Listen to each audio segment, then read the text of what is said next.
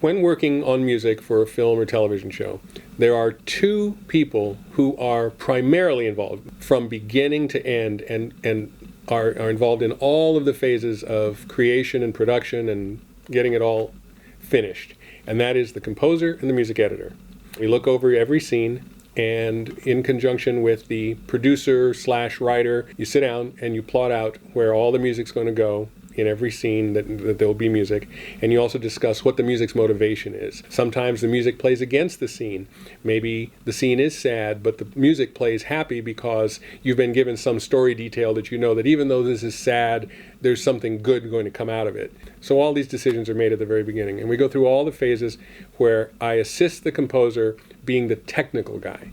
The composer's the creative guy who dreams up the music, and I'm the technical guy who makes sure that it fits into the picture the way we discussed, that the concerns of the producers were addressed, and then when we go to the final phase, which is when we compile the final soundtrack with the dialogue and the sound effects, then I represent the composer by making sure that the music fits properly.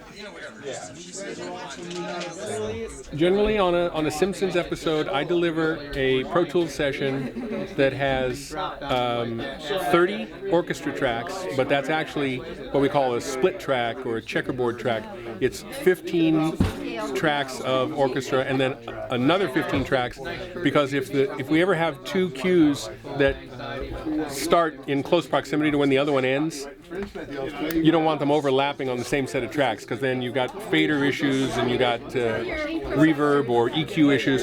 So by putting them on separate tracks, you can have everything set for one cue, set for the other cue, and there's no collision.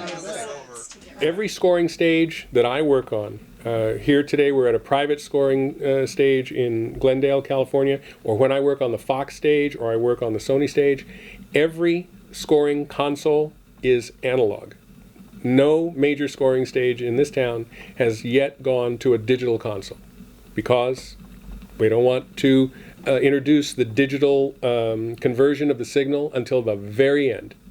We record The Simpsons at 48K sample rate, 24-bit depth for television broadcast, and the majority of the country, although we do broadcast in 5.1 Dolby Digital, but we also understand that the majority of the country is still listening probably now in stereo. A few years ago, I would still say mono, but they don't hook it up to a home audio system. They're just listening out of the speakers in the front of their box. So they're listening to it in stereo with a very limited dynamic range and probably playing at a lower volume than we think is optimal. So I think we're at a really good level for television. The most rewarding part of the job for me is that I have been able to support and care for my family, and I work with genuinely nice people on a show that makes other people happy.